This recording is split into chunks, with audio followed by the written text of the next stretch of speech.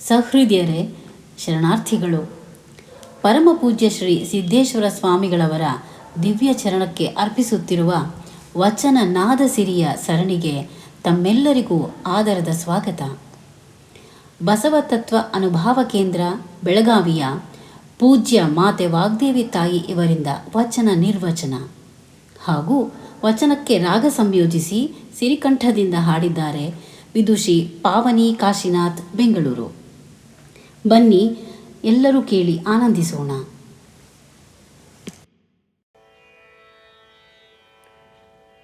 ಓಂ ಶ್ರೀ ಗುರು ಬಸವಲಿಂಗಾಯ ನಮಃ. ಆಧ್ಯಾತ್ಮ ಬಂಧುಗಳೇ, ತಮಗೆಲ್ಲ ಭಕ್ತಿಯ ಶರಣಾರ್ಥಿಗಳು. ವಚನನಾದ ಸಿರಿಗೆ ತಮಗೆಲ್ಲ ಆತ್ಮೀಯ ಸ್ವಾಗತ. ಆತ್ಮೀಯರೇ, ನಮಗೆಲ್ಲ ಒಂದು ಬಯಕೆ ಇದ್ದೇ ಇರುತ್ತೆ. ನಾವು ಜೀವನದಲ್ಲಿ ಏನಾದರೂ ಸಾಧಿಸಬೇಕು, ಎಲ್ಲರಂತೆ ಮುಂದುವರಿಬೇಕು, ಪ್ರಗತಿಯನ್ನು ಕಾಣಬೇಕು ಅನ್ನೋ ಇಚ್ಛೆ ಖಂಡಿತ ಎಲ್ಲರಿಗೂ ಇರುತ್ತೆ. ಇದಕ್ಕೆ ಸತ್ಕ್ರಿಯಾಶೀಲ ಮನಸ್ಥಿತಿ ಅಂತ ಕರೀತಾರೆ. ಬಾಳಿನಲ್ಲಿ ಮೇಲೇರಬೇಕು ಅನ್ನೋ ಭಾವ ಅಭ್ಯುದಯವನ್ನು ಸಾರುತ್ತೆ. ಅಭ್ಯುದಯದ ಜೊತೆಗೆ ನಿಶ್ರೇಯಸ ಅಂದರೆ ಬಹಿರಂಗದಲ್ಲಿ ಸಮೃದ್ಧವಾಗಿರಬೇಕು, ಅಂತರಂಗದಲ್ಲಿ ಸಂತೃಪ್ತವಾಗಿ ಜೀವನವನ್ನು ನಡೆಸ್ತಾ ಪರಮ ಸತ್ಯವನ್ನು ಅರಿಬೇಕು. ಈ ಭಾವ ನಿಜವಾಗ್ಲೂ ಬಹಳ ಒಳ್ಳೆಯದು.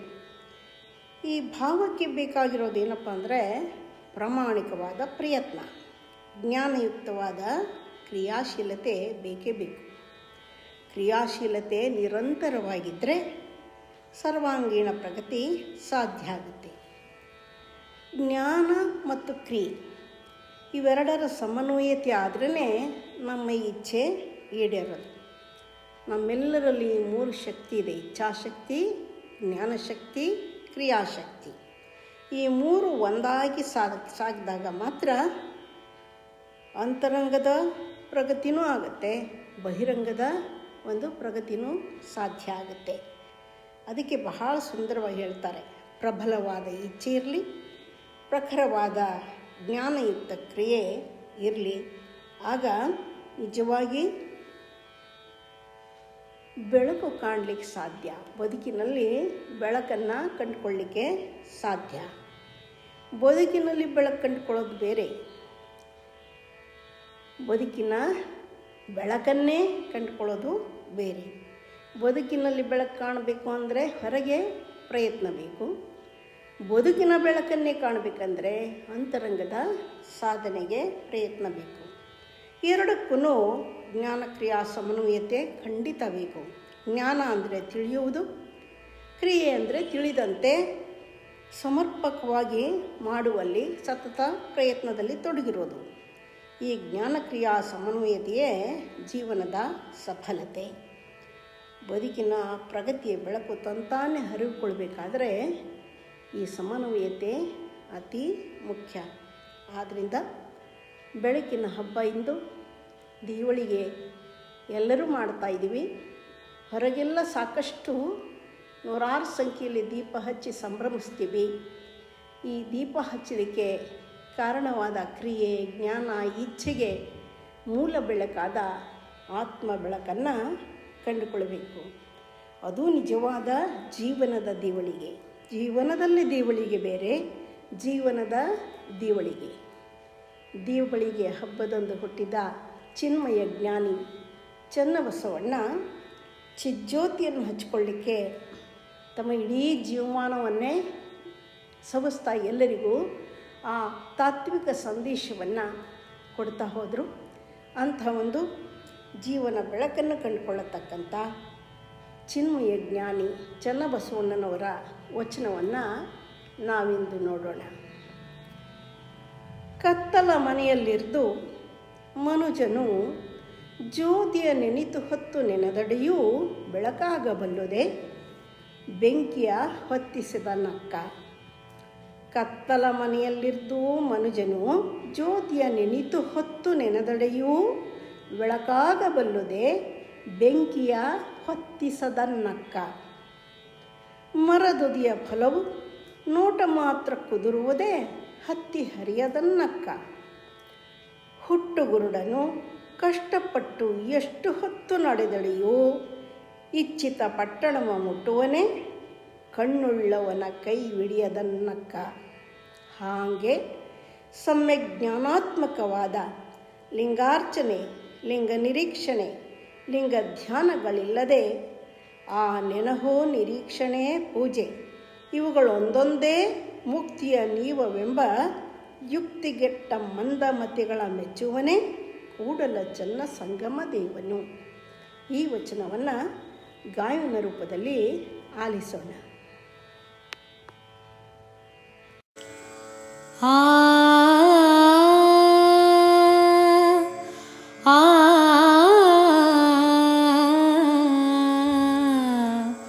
ಆ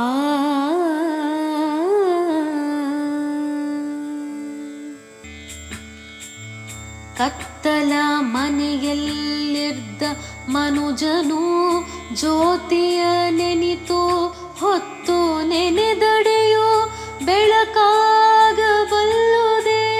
ಬೆಂಕಿಯ ಹೊತ್ತಿಸದನ್ನಕ್ಕ. ಮರದುದಿಯ ಫಲವು ನೋಟ ಮಾತ್ರ ಕುದುರುವುದೇ ಹತ್ತಿ ಹರಿಯದನ್ನಕ್ಕ.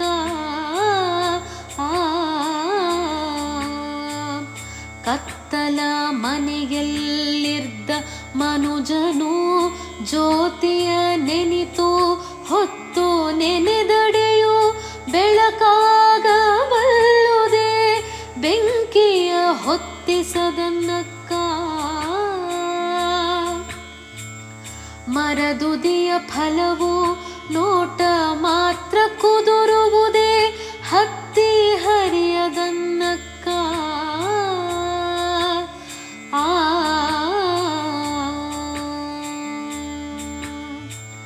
ಹುಟ್ಟು ಕುರುಡನು ಕಷ್ಟಪಟ್ಟು ಎಷ್ಟು ಹೊತ್ತು ನಡೆದಡೆಯು ಇಚ್ಛಿತ ಪಟ್ಟಣವ ಮುಟ್ಟುವನೇ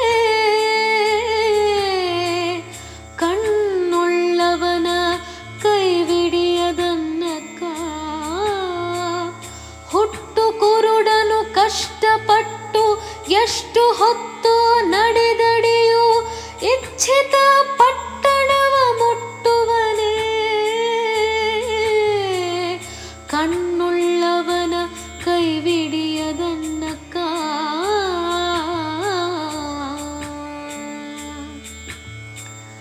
ಹಾಂಗೆ ಸಮ್ಯಕ್ ಜ್ಞಾನಾತ್ಮಕವಾದ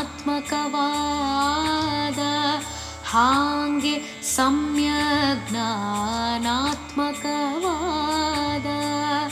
ಲಿಂಗಾರ್ಚನೆ, ಲಿಂಗ ನಿರೀಕ್ಷಣೆ, ಲಿಂಗ ಧ್ಯಾನಗಳಿಲ್ಲದೆ ಹಾಂಗೆ ಸಮ್ಯಕ್ ಜ್ಞಾನಾತ್ಮಕವಾದ ಲಿಂಗಾರ್ಚನೆ, ಲಿಂಗ ನಿರೀಕ್ಷಣೆ, ಲಿಂಗ ಧ್ಯಾನಗಳಿಲ್ಲದೆ ಆ ನೆನಹು, ನಿರೀಕ್ಷಣೆ, ಪೂಜೆ ಇವುಗಳೊಂದೊಂದೇ. ಆ ನೆನಹು, ನಿರೀಕ್ಷಣೆ, ಪೂಜೆ ಇವುಗಳೊಂದೊಂದೇ ಮುಕ್ತಿಯ ನೀವವೆಂಬ ಯುಕ್ತಿಗೆಟ್ಟ ಮಂದಮತಿಗಳ ಮೆಚ್ಚುವನೇ. ಮುಕ್ತಿಯ ನೀವವೆಂಬ ಯುಕ್ತಿಗೆಟ್ಟ ಮಂದಮತಿಗಳ ಮೆಚ್ಚುವನೇ ಕೂಡಲ ಚನ್ನ ಸಂಗಮ ದೇವನು ಮೆಚ್ಚುವನೇ. ಕೂಡಲ ಚನ್ನ ಸಂಗಮ ದೇವನು ಮೆಚ್ಚುವನೇ. ಕೂಡಲ ಚನ್ನ ಸಂಗಮ ದೇವನು.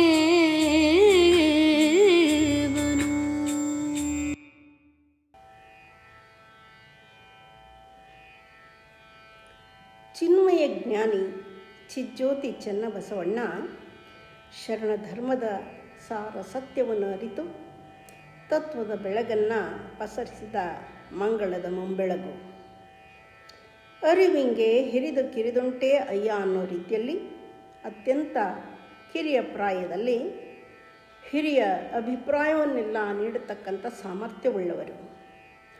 ಪ್ರಾಯ ಕಿರಿದಾದಡೇಂ ಅಭಿಪ್ರಾಯ ಕಿರಿದಕ್ಕುಮೇ ಅನ್ನುವ ರೀತಿಯಲ್ಲೇ ಚನ್ನಬಸವಣ್ಣ ಮಾನವರ ಜೀವನದಲ್ಲಿ ಬರೋ ಸರ್ವ ಸಂದೇಹಗಳಿಗೆ, ಸಮಸ್ಯೆಗಳಿಗೆ ಸಮರ್ಪಕವಾದ ಉತ್ತರವನ್ನು ಕಂಡುಕೊಳ್ಳುವ ವಿಧಾನವನ್ನು ತಿಳಿಸ್ಕೊಡ್ತಾ ಇದ್ದರು. ಸರ್ವ ಸಂದೇಹ ನಿವಾರಿಸುವ ಸಾಮರ್ಥ್ಯವುಳ್ಳ ದಿವ್ಯಜ್ಞಾನಿ ಎಂದೇ ಅವರನ್ನು ಸ್ವಯಂಭೂ ಜ್ಞಾನಿ ಅಂತ ಕರೀತಾ ಇದ್ದರು. ಮಾನವ ಮನದ ಗುಣದೋಷವನ್ನು ಅರಿತು ಸರಿಯಾದದ್ದನ್ನು ನಿರ್ಣಯಿಸಬಲ್ಲ ನಿರ್ಣಯಾತ್ಮಕ ಜ್ಞಾನದ ಆಗರವಾಗಿದ್ದರು ಚನ್ನಬಸವಣ್ಣ. ಅದಕ್ಕೆ ಸ್ವಯಂ ಅಲ್ಲಮ ಪ್ರಭುದೇವರು ಹೇಳ್ತಾರೆ, ಬಸವಣ್ಣನನ್ನು ಕಂಡು ನಾನು ಬದುಕಿದೆ ಅಂತ. ಕೆಲವು ಅಕ್ಷರಗಳ ಬಣ್ಣದಲ್ಲಿ ಶಬ್ದದ ಕುಂಚದಿಂದ ಅದ್ದಿ ಚನ್ನಬಸವಣ್ಣನವರ ಬಗ್ಗೆ ಬಹಳ ಸುಂದರವಾದ ಒಂದು ಶಬ್ದ ಚಿತ್ರವನ್ನು ಒಂದು ವಚನದ ಮೂಲಕ ಪ್ರಭುದೇವರು ವರ್ಣಿಸ್ತಾರೆ. ಬೆಳಗುವ ಜ್ಯೋತಿಯ ತಿರುಳಿನಂತೆ, ಬೆಳಗುವ ಜ್ಯೋತಿಯ ತಿರುಳಿನಂತೆ ಹೊಳೆವ ಕಂಗಳ ಕಾಂತಿ, ಒಳಹೊರಗೆನ್ನದೆ ಅಳವಟ್ಟ ಶಿವಯೋಗಿಯ ಕಂಡೆ ನಾನು. ಒಳಹೊರಗೆನ್ನದೆ ಅಳವಟ್ಟ ಶಿವಯೋಗಿಯ ಕಂಡೆ ನೋಡ, ನಿಜ ಉಂಡ ನಿರ್ಮಳದ ಘನವ ಕಂಡು ಬೆರಗಾದೆ ನಾನು. ಗುಹೇಶ್ವರ ಲಿಂಗದಲ್ಲಿ ಚನ್ನಬಸವಣ್ಣನಿಂದ ನಾನು ಬದುಕಿದೆನು. ಎಂಥ ಅದ್ಭುತವಾದ ನಿರ್ಮಲವಾದ ಸ್ತುತಿ. ಚನ್ನಬಸವಣ್ಣ ಅಂದರೆ ನಿಜ ಉಂಡ ನಿರ್ಮಳದ ಘನ, ಪರಮ ಶಿವಯೋಗಿ ಅಂತ ಹೃದಯಾರೆ ಸ್ತುತಿ ಮಾಡ್ತಾರೆ ಅಲ್ಲಮ್ಮ ಪ್ರಭುದೇವರು. ಇಂತಹ ಚನ್ನಬಸವಣ್ಣನವರು ಸಹಸ್ರಾರು ವಚನಗಳಿಂದ ಈಗಲೂ ಬೆಳಕಿನ ರೂಪದಲ್ಲಿ ವಚನ ರೂಪವಾಗಿ ಬೆಳಗ್ತಾನೇ ಇದ್ದಾರೆ. ಪ್ರಸ್ತುತ ಈ ವಚನ ಸಹ ಮಾನವ ಕುಲಕ್ಕೆ ಒಂದು ಎಚ್ಚರದ ಗಂಟೆಯನ್ನು ಬಾರಿಸ್ತಾ ಇದೆ. ಏಳಿ ಎದ್ದೇಳಿ ಎಚ್ಚರಾಗಿ ನಿಮ್ಮ ಅಂತರಂಗದ ಆತ್ಮ ಬೆಳಗಿನಲ್ಲಿ ಜೀವನವನ್ನು ಬೆಳಗಿಸ್ಕೊಳ್ರಿ ಅನ್ನೋ ಒಂದು ಸಂದೇಶ ಪ್ರಸ್ತುತ ವಚನದಲ್ಲಿದೆ. ಸತ್ಯವನ್ನೇ ಅರಿಬೇಕು ಅನ್ನೋ ಇಚ್ಛೆ ತುಂಬ ಹಂಬಲವಾಗಿದ್ದರೆ ಆ ಹಂಬಲದ ಬೆಂಬಲದಲ್ಲಿ ಜ್ಞಾನ ಕ್ರಿಯಾತ್ಮಕವಾಗಿ ವರ್ತಿಸಿ ಪರಮ ಸತ್ಯದ ಪ್ರೇಮದಲ್ಲಿ ಆ ಸತ್ಯವನ್ನೇ ಬೆರೆತು ಒಂದಾಗಿ ಬಿಡತಕ್ಕಂಥ ಸ್ವಯಂ ಸಾಧನೆಯ ದಿವ್ಯ ಪಥ ಈ ವಚನ ಸಾರ್ತಾ ಇದೆ. ಈ ಬೆಳಕು ಎಲ್ಲರೊಳಗಿದೆ ಅನ್ನೋದನ್ನೇ ಸಾರೋದು ಈ ವಚನದ ಸಾರಸತ್ವ. ಮಂದಮತಿಗಳಾಗದೆ ಅರಿವಿನ ಆಚರಣೆಯಿಂದ ಅತಿ ತೀವ್ರಗತಿಯಲ್ಲಿ ಜೀವನದ ಅಭ್ಯುದಯವನ್ನು ಸಾಧಿಸ್ರಿ ಅಂಥೇಳಿ ವಚನ ಕೈ ಬೀಸಿ ಕರೀತಾ ಇದೆ. ವಚನದ ಸಾಲು ಹೀಗಿದೆ: ಕತ್ತಲ ಮನೆಯಲ್ಲಿರ್ದು ಮನುಜನು ಜ್ಯೋತಿಯ ನೆನಿತು ಹೊತ್ತು ನೆನೆದಡಿಯೂ ಬೆಳಕಾಗಬಲ್ಲುದೇ ಬೆಂಕಿಯ ಹೊತ್ತಿಸದ ನಕ್ಕ. ಇಲ್ಲಿ ಈ ವಚನದಲ್ಲಿ 3 ಉಪಮೆಗಳನ್ನು ಕಾವ್ಯಮಯವಾಗಿ ಬಹಳ ಸುಂದರವಾಗಿ ನಮ್ಮ ಕಣ್ಣು ಮುಂದೆ ತೆರೆದಿರ್ತಾರೆ ಚನ್ನಬಸವಣ್ಣ. ಅದರಲ್ಲಿ ಒಂದನೇದು ಈ ಕತ್ತಲ ಮನೆ. ಒಂದು ಮನೆ ಇದೆ, ಆ ಮನೆ ತುಂಬ ಕತ್ತಲು ಆವರಿಸಿದೆ. ಅಲ್ಲಿ ಒಬ್ಬ ವ್ಯಕ್ತಿನೂ ಇದ್ದಾನೆ. ಅವನಿಗೆ ಕತ್ತಲು ನೋಡಿ ಬೇಸತ್ತು ಹೋಗಿ ಬೆಳಕು ಬೇಕು ಅಂಥೇಳಿ ಆತ ಬಯಸ್ತಾ ಇದ್ದಾನೆ. ಬೆಳಕನ್ನೇ ಕುರಿತು ಬಹಳ ಹೊತ್ತಿನಿಂದ ಬೆಳಕಿದ್ದರೆ ಚೆನ್ನಾಗಿತ್ತು ಅಂತ ಜ್ಯೋತಿಯನ್ನು ಎಷ್ಟು ಹೊತ್ತು ನೆನೆಸ್ಕೊಂಡ್ರೂ ಕೂಡ ಅಲ್ಲೇನು ಬೆಳಕಾಗುತ್ತೇನು? ಖಂಡಿತ ಅಲ್ಲಿ ಬೆಳಕಾಗೋದಿಲ್ಲ. ಬರೀ ನೆನೆಯೋದ್ರಿಂದ ಬೆಳಕು ಉಂಟಾಗೋದಿಲ್ಲ. ಎಷ್ಟು ಹೊತ್ತು ನೆನೆಸ್ಕೊಂಡ್ರೂ ಆಗಲ್ಲ. ಯಾಕಂದರೆ ಬೆಳಕು ಬೇಕನ್ನೋ ಇಚ್ಛೆಗೆ ತಕ್ಕ ಕ್ರಿಯೆ ಬೇಕಲ್ವಾ? ಅದಕ್ಕೆ ಪಣತೆಯನ್ನು ತಗೊಳ್ಬೇಕು, ಅದನ್ನು ಸ್ವಚ್ಛಗೊಳಿಸಿ ಎಣ್ಣೆ ಹಾಕಿ ಬತ್ತಿ ಹಾಕಿ ಅದಕ್ಕೆ ಒಂದು ಉಷ್ಣತೆಯ ಬೆಂಕಿಯ ಒಂದು ಸ್ಪರ್ಶ ಮಾಡಬೇಕು. ಬೆಳಕಿನ ಬಯಕೆ ಇದ್ದರೆ ಸಾಲದು, ಕ್ರಿಯೆ ಜ್ಞಾನ ಎರಡೂ ಬಹಳ ಮುಖ್ಯ. ಅದೇ ರೀತಿ ದೇಹ ಅನ್ನೋ ಮನೆಯಲ್ಲಿ ಮನೆ ಮಾಡಿಕೊಂಡಿರ್ತಕ್ಕಂಥ ಅಜ್ಞಾನದ ಕತ್ತಲೆ, ಮೋಹದ ಗಾಢಾಂಧಕಾರ ಅನ್ನೋ ಪ್ರಾಪಂಚಿಕ ಕತ್ತಲೆ ಕಳೆದುಕೊಳ್ಬೇಕಾದ್ರೆ ಮಾನವ ಮನಸ್ಸಿಗೆ ಜ್ಞಾನದ ಬೆಳಕು ಬೇಕೆಂಬ ಪ್ರಬಲವಾದ ಇಚ್ಛೆ ಖಂಡಿತ ಬೇಕು. ಅದಕ್ಕೆ ತಕ್ಕಂತೆ ಈ ಕಾಯ ಪಣತೆಯಲ್ಲಿ ಶ್ರದ್ಧೆಯ ತೈಲವನ್ನು ಎರಿತಾ ಸದಾಚಾರದ ಬತ್ತಿಯನ್ನು ಹಾಕಿ ಸುಜ್ಞಾನದ ಬೆಳಕನ್ನು ಹೊತ್ತಿಸಿಕೊಳ್ಳುವ ಹಂಬಲ ತೀವ್ರವಾಗಿ ಇರಬೇಕು. ಆಗ ಅಜ್ಞಾನ ಕಳೆಯುತ್ತೆ, ಬೆಳಕು ಮೂಡಲಿಕ್ಕೆ ಸಹಜವಾಗಿ ಸಾಧ್ಯ ಆಗುತ್ತೆ.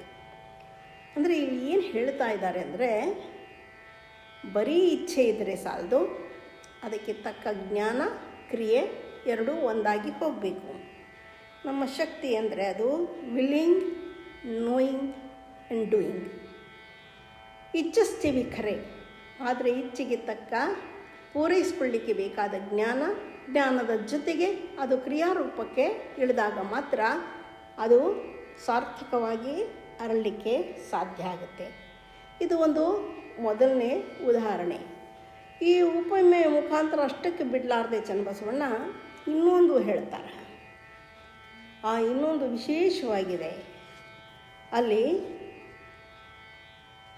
ಮರದುದಿಯ ಫಲವು ನೋಟ ಮಾತ್ರ ಕುದುರುವುದೇ, ಹತ್ತಿ ಹರಿಯದನ್ನಕ್ಕ. ಮರದುದಿಯ ಫಲ ನೋಟ ಮಾತ್ರಕ್ಕೆ ಉದುರುವುದೇ, ಹತ್ತಿ ಹರಿಯದನ್ನಕ್ಕ. ಹತ್ತಿ ಹರಿಬೇಕು. ಒಂದು ವಿಶಾಲವಾದ ಎತ್ತರವಾದ ಹರಿವಿನಿಂತ ಮರ ಇದೆ. ಆ ಮರದ ತುದಿಲಿ ತಾನೇ ಬಹಳಷ್ಟು ಫಲ ಆಗಿದೆ. ಆ ಫಲ ನೋಡಿ ಒಬ್ಬ ವ್ಯಕ್ತಿ ದಿನಾ ದಾರಿಲಿ ನಡೆದು ಹೋಗುವಾಗ ದಿನ ನೋಡ್ತಾನೆ. ಎಷ್ಟು ಹೊತ್ತು ನೋಡಿದ್ರೇನು ಅಲ್ಲಷ್ಟು ಕಾಯಿ ಐತೆ, ಇಲ್ಲಷ್ಟು ಹಣ್ಣು ಐತೆ, ಇಲ್ಲಷ್ಟಿದೆ ಅಂತ ಎಷ್ಟು ಎಣಸಿ ಎಷ್ಟು ನೋಡಿದ್ರೇನು ನೋಡುವ ನೋಟಕ್ಕೆ ಅವೇನು ಉದುರು ಬೀಳ್ತವೆ? ಅಥವಾ ಬೇಕು ಅಂತ ಅದನ್ನು ನೋಡ್ತಾನೂ ಇದ್ದಾನೆ, ಜೊತೆಗೆ ಬಯಸ್ತಾನೂ ಇದ್ದಾನೆ. ಆದರೆ ಅದು ಉದುರೋದಿಲ್ಲ. ಮಂತ್ರಕ್ಕೆ ಮಾವಿನಕಾಯಿ ಉದುರೋಲ್ಲ ಅಂತಾರಲ್ಲ ಹಾಗೆ ಮರ ಹತ್ತುವ ಪ್ರಯತ್ನ ಮಾಡಬೇಕು. ಹತ್ತಿ ಹಣ್ಣನ್ನು ಹರಿದು ಅದನ್ನು ಕೆಲ ಕಾಲ ಇಟ್ಟು ಪಕ್ವವಾದ ಮೇಲೆ ಹಣ್ಣನ್ನು ತಿನ್ನಬೇಕು. ತಾನು ತಿಂದು ಅದರ ರುಚಿಯನ್ನು ಅನುಭವಿಸ್ತಾ ಉಳಿದವ್ರಿಗೂ ಹಂಚಬೇಕು. ಇದು ಒಂದು ನಿಜವಾಗಿ ನಡಿಬೇಕಾದ ಕ್ರಿಯೆ, ಜ್ಞಾನಯುಕ್ತ ಕ್ರಿಯೆ. ನೋಡೋದು, ಮಾಡೋದು, ಜೊತೆಗೆ ಬಯಸೋದು, ಮೂರು ಒಂದೇ ರೀತಿಯಲ್ಲಿ ಸಾಗಬೇಕಲ್ವಾ? ಹಾಗೆಯೇ ನಮ್ಮ ಮಾನವ ಶರೀರ ಏನಿದೆ, ಇದೊಂದು ಶ್ರೇಷ್ಠವಾದ ಮಾವಿನ ಮರ ಇದ್ದಂಗೆ. ಅಲ್ಲಿ ಅರಿವಿನ ಫಲವನ್ನೊಳಗೊಂಡ ದಿವ್ಯ ದೇವ ವೃಕ್ಷ ಮನೋಭೂಮಿಕೆಯಲ್ಲಿ ತುಂಬಿದೆ. ಆ ಮನೋಭೂಮಿಕೆಯಲ್ಲಿ ಅದು ಇದೆ ಅನ್ನೋದನ್ನು ಅರಿತು ಇಲ್ಲಿ ಹೊರಗೆ ಮರ ಏರಿದರೆ ಇಲ್ಲಿ ಈ ದೇಹ ಮರದ ಒಳಗೆ ಇಳಿಬೇಕು. ಅಲ್ಲಿ ಏರೋದು, ಇಲ್ಲಿ ಒಳಗೆ ಇಳಿಯೋದು, ಇದು ಬಹಳ ಮುಖ್ಯ. ಹೊರಗೆ ಏನೇ ಮಾಡಬೇಕಾದ್ರೂ ಏರಬೇಕು ಮುನ್ನಡಿಬೇಕು ಅಂತೇಳಿ ಹೊರಗೆ ಮಾಡ್ತೀವಿ. ಏನೇ ಒಳಗೆ ತಿಳಿಬೇಕಾದ್ರೆ ಇಳಿಬೇಕು, ಒಳಗೆ ಇಳಿಬೇಕು. ದೇಹ ಎಂಬ ಮರವನ್ನು ನೋಡಿ ಅದನ್ನು ಇದು ಶ್ರೇಷ್ಠ ಅಂತ ತಿಳ್ಕೊಳ್ಳಿ ಬರಲ್ಲ. ಈ ದೇಹದ ಶ್ರೇಷ್ಠತೆ ಅಡಗಿರೋದು ಮನಸ್ಸಿನೊಳಗೆ. ಮನಸ್ಸಿನ ಮುಖಾಂತರ ಎಲ್ಲ ಕ್ರಿಯೆಗಳು, ನೋಟಗಳು ಎಲ್ಲಗಳು ಸಿಗ್ತವೆ. ಆದ್ದರಿಂದ ಮನದ ಆಳಕ್ಕೆ ಇಳಿಬೇಕು. ಮನದ ಆಳಕ್ಕೆ ಇಳಿದಾಗ ಅಲ್ಲಿ ನಮ್ಮ ಜೀವನ ಸಫಲತೆಗೆ, ಸೊಬಗಿಗೆ, ಒಂದು ಜೀವನದ ಅನುಭವದ ಫಲವನ್ನು ಉಣಬೇಕಾದರೆ ಕಾರಣೀಭೂತವಾದ ಒಂದು ಚೈತನ್ಯ ಇದೆ. ಅದು ಅದರ ಆಚೆಗೆ, ಮನದ ಆಚೆಗೆ ಇದೆ. ಈ ಮೂರನ್ನು ಒಂದೇ ರೀತಿಯಲ್ಲಿ ಅರ್ಥ ಮಾಡಿಕೊಳ್ಬೇಕು. ದೇಹದ ಕ್ರಿಯೆ, ಮನಸ್ಸಿನ ಜ್ಞಾನ ಮತ್ತು ಆತ್ಮದ ಭಾವ ಅನುಭವ. ಅದನ್ನು ಅನುಭವಕ್ಕೆ ತಂದುಕೊಳ್ಬೇಕಾದ್ರೆ ಮೂರು ಒಂದಾಗಿಯೇ ಸಾಗಬೇಕು. ಹಂಬಲ ಇದ್ದರೂ ಜ್ಞಾನನೂ ಬೇಕು, ಕ್ರಿಯೆನೂ ಬೇಕು. ಮೂರು ಸತತ ಪ್ರಯತ್ನದಿಂದ ಸಾಗಿದಾಗ ಅದನ್ನು ನಾವು ಕಂಡುಕೊಳ್ಳಲಿಕ್ಕೆ ಸಾಧ್ಯ ಆಗುತ್ತೆ. ಇನ್ನೂ ವಿಶೇಷವಾದ ಉದಾಹರಣೆ ಕೊಡ್ತಾರೆ. ಹುಟ್ಟುಗುರುಡನು ಕಷ್ಟಪಟ್ಟು ಎಷ್ಟು ಹೊತ್ತು ನಡೆದಡೆಯೂ ಇಚ್ಛಿತ ಪಟ್ಟಣವ ಮುಟ್ಟುವನೇ, ಕಣ್ಣುಳ್ಳವನ ಕೈವಿಡಿಯದನ್ನಕ್ಕ. ಹುಟ್ಟುಗುರುಡನೊಬ್ಬ ಒಂದು ಸುಂದರವಾದ ವ್ಯವಸ್ಥಿತವಾದ ಪಟ್ಟಣದ ಬಗ್ಗೆ ಬಹಳಷ್ಟು ಕೇಳಿ ತಿಳ್ಕೊಂಡಿದ್ದಾನೆ. ಆ ಪಟ್ಟಣಕ್ಕೆ ಹೋಗಿ ನೆಲೆಸಬೇಕು ಅಂತ ಅದಮ್ಯ ಬಯಕೆನೂ ಅವನಿಗೆ ಇದೆ. ಅದಕ್ಕಾಗಿ ಅವನು ಹೋಗೇ ಬಿಡಬೇಕು ಪಟ್ಟಣಕ್ಕೆ ಅಂತ ಬಹಳ ಕಷ್ಟಪಟ್ಟು ನಡೆದೇ ನಡೀತಾನೆ. ಆದರೂ ಆ ಪಟ್ಟಣವನ್ನು ಮುಟ್ಟಲಿಕ್ಕೆ ಅವನಿಗೆ ಸಾಧ್ಯ ಆಗ್ತಾಯಿಲ್ಲ.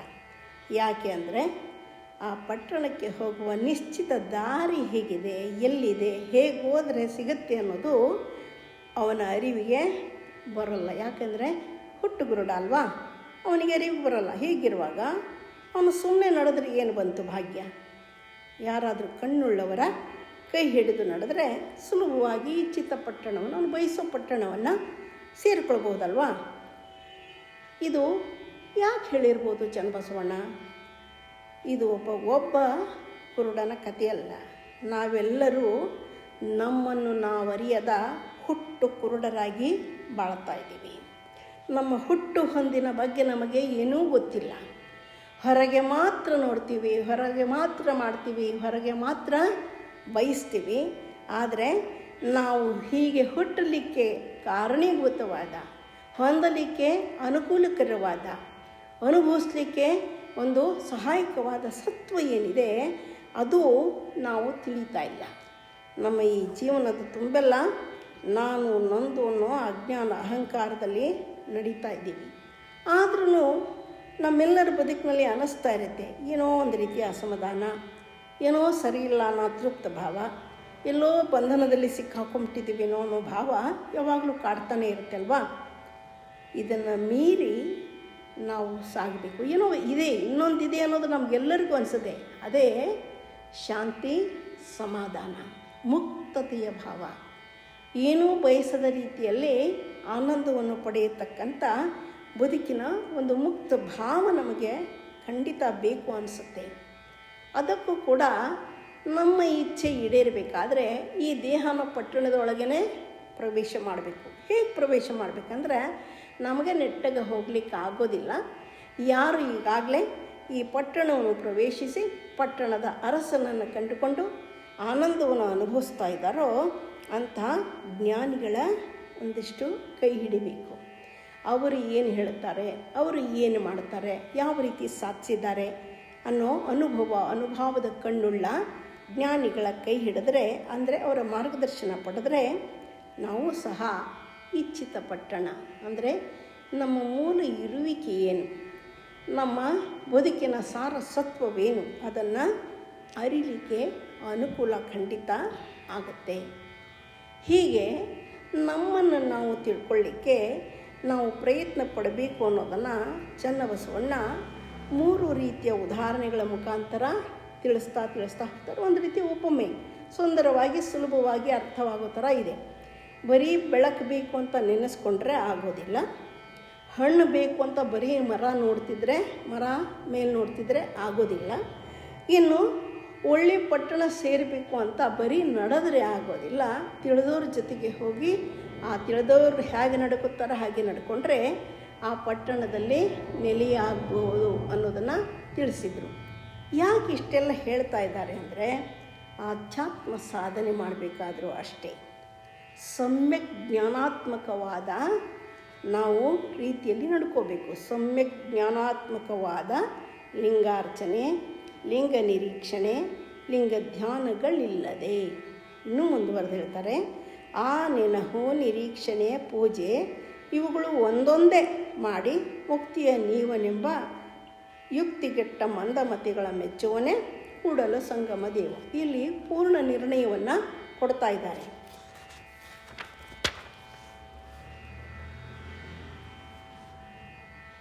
ಚಿಜ್ಞಾನಿ ಚನ್ನಬಸವಣ್ಣನವರ ಒಂದು ಉದ್ದೇಶ ಏನಂದರೆ ಆಧ್ಯಾತ್ಮ ಸಾಧನೆ ಒಂದರಿಂದ ಅಲ್ಲ 3 ಸಾಗಬೇಕು ಅನ್ನೋದನ್ನು ತಿಳಿಸೋದಿದೆ. ಸದಿಚ್ಛೆ ಇರಬೇಕು, ಸತತ ಪ್ರಯತ್ನ ಇರಬೇಕು, ಜೊತೆಗೆ ಶರಣರ ಸಂಘದೊಡನೆ ಸ್ವಯಂ ಸಾಧನೆಗೆ ನಿತ್ಯ ಅನುವಾಗಬೇಕು. ಅದಕ್ಕೇನೆ ಎಲ್ಲರಿಗೂ ಆ ಸಾಧನೆ ಸಾಧ್ಯ ಆಗಬೇಕು ಅಂತಲೇ ಎಲ್ಲರ ಕೈಗೆ ಇಷ್ಟಲಿಂಗ ಅನ್ನೋ ಒಂದು ಸದ್ವಸ್ತುವನ್ನು ಕೊಟ್ಟರು. ಕೈಗೆ ಕೊಡ್ತಾರೆ, ಬಹಿರಂಗದ ಕರದೊಳಗೆ ಇಷ್ಟಲಿಂಗವನ್ನು ಕೊಡ್ತಾರೆ. ಅದು ಬರೀ ಲಿಂಗಾರ್ಚನೆ ಮಾಡು ಅಂತಲ್ಲ, ಲಿಂಗ ಪೂಜೆ ಮಾಡೋದು ಅಷ್ಟೇ ಅಲ್ಲ, ಅಲ್ಲಿ 3 ಅಂಶಗಳು ಒಳಗೊಂಡಿದ್ದಾವೆ. ಲಿಂಗಾರ್ಚನೆ, ಲಿಂಗ ನಿರೀಕ್ಷಣೆ, ಲಿಂಗ ಧ್ಯಾನ. ಇದು ಹೇಗಂದರೆ ಆಗಲೇ ಹೇಳಿದ ಹಾಗೆ ಒಳಗೆ, ಅದರೊಳಗೆ, ಒಳಗಿನ ಒಳಗೆ ಇಳಿಯುವ ಕ್ರಮ. ಲಿಂಗಾರ್ಚನೆ ಅಂದರೆ ಸ್ಥೂಲ ಶರೀರದಲ್ಲಿ ಕೈಯಲ್ಲಿ ಕೊಟ್ಟು ಕ್ರಿಯೆಯ ಮುಖಾಂತರ ಅರ್ಚನೆಯನ್ನು, ಅಷ್ಟವಿಧ ಅರ್ಚನೆಯನ್ನು ಮಾಡು ಅನ್ನೋದು. ಇದು ಸ್ಥೂಲ ಕ್ರಿಯೆ, ಸ್ಥೂಲವಾದ ಲಿಂಗ. ಬರೀ ಲಿಂಗ ಪೂಜೆ ಮಾಡೋದಷ್ಟೇ ಅಲ್ಲ, ಲಿಂಗಾರ್ಚನೆ ಮಾಡೋದಷ್ಟೇ ಅಲ್ಲ, ಅದಕ್ಕಿಂತ ಒಳಗೆ ಕಂಡುಕೊಳ್ಬೇಕು. ಅದಕ್ಕೆ ಲಿಂಗ ನಿರೀಕ್ಷಣೆ ಅಂತಾರೆ. ಕಣ್ಣಿನ ಮುಖಾಂತರ ಕೈಯಲ್ಲಿರತಕ್ಕಂಥ ಲಿಂಗವನ್ನು ಪೂಜೆ ಮಾಡಿ ಆನಂತರ ಅದನ್ನು ನೆಟ್ಟನೆಯ ದೃಷ್ಟಿಯಿಂದ ಹಳಚದೆ ಅನಿಮಿಷರಾಗಿ ತದೇಕ ಚಿತ್ತದಿಂದ, ತದೇಕ ದೃಷ್ಟಿಯಿಂದ ಆ ಲಿಂಗವನ್ನೇ ನಿರೀಕ್ಷಿಸ್ತಾ ಇದ್ದಾಗ ಮನಸ್ಸು ಒಳಗೆ ಪ್ರವೇಶ ಆಗಬೇಕು. ದೇಹದ ಹೊರಗೆಲ್ಲ, ಹೊರಗೆ ಕಣ್ಣು ಮಾತ್ರ ಲಿಂಗ ನೋಡ್ತಾ ಇರುತ್ತೆ.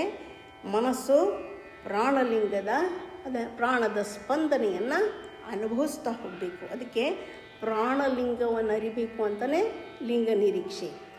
ಇಷ್ಟಲಿಂಗ ಪೂಜೆ ಅನ್ನೋದು ದೇಹ ಕ್ರಿಯಾತ್ಮಕವಾಗಿ ಒಳ್ಳೆಯ ಕ್ರಿಯೆ ಒಳಗೆ ಸಾಗಲಿಕ್ಕೆ, ಏಕಾಗ್ರಚಿತ್ತತೆಯನ್ನು ಪಡೀಲಿಕ್ಕೆ ಇದ್ದರೆ ಲಿಂಗ ನಿರೀಕ್ಷೆ ಪಡೆದ ಏಕಾಗ್ರಚಿತ್ತತೆಯಿಂದ ತನ್ನ ಅಂತರಂಗವಾದ ಪ್ರಾಣ ಮನಸ್ಸನ್ನು ಒಂದು ಸಂಯಮಕ್ಕೆ ಒಳಪಡಿಸ್ಕೊಳ್ಳೋದು, ಸರಿಯಾದ ರೀತಿಯಲ್ಲಿ ಅದನ್ನು ಅರಿತುಕೊಳ್ಳಿಕ್ಕೆ ಪ್ರಯತ್ನ ಪಡೋದು. ಪ್ರಾಣ ಇರೋದ್ರಿಂದಲೇ ಈ ದೇಹ ಕೆಲಸ ಮಾಡ್ತಾ ಇದೆ. ದೇಹ ಇಷ್ಟಲಿಂಗ ಆದರೆ ಪ್ರಾಣವೇ ನಿಜವಾಗಿ ಪ್ರಾಣಲಿಂಗ. ಅದಕ್ಕೆ ನಿರೀಕ್ಷೆ ಮಾಡಬೇಕು, ಒಳಗೆ ನಿರೀಕ್ಷೆ ಮಾಡಬೇಕು. ಎಲ್ಲ ಯೋಗಗಳು ಹೇಳೋದು ಅದನ್ನೇ, ಗಮನಿಸು.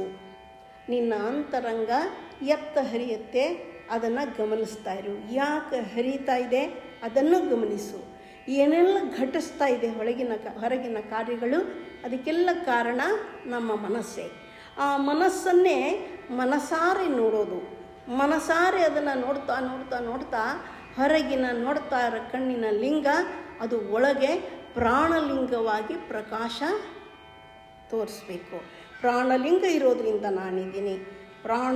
ಪ್ರಾಣೋವೈ ಪರಬ್ರಹ್ಮ ಅಂತಾರೆ. ಪ್ರಾಣವೇ ಲಿಂಗ ಚೈತನ್ಯವಾಗಿದೆ ನನಗೆ. ಈ ದೇಹ ಇಷ್ಟೆಲ್ಲ ಮಾಡಬೇಕಾದ್ರೆ ಈ ದೇಹದ ಹಿಂದೆ ಪ್ರಾಣ ಸ್ಪಂದನೆ ಇದೆ ಅನ್ನೋದನ್ನು ಅನುಭವಕ್ಕೆ ತಂದುಕೊಳ್ತಾ ಹೋಗಬೇಕು.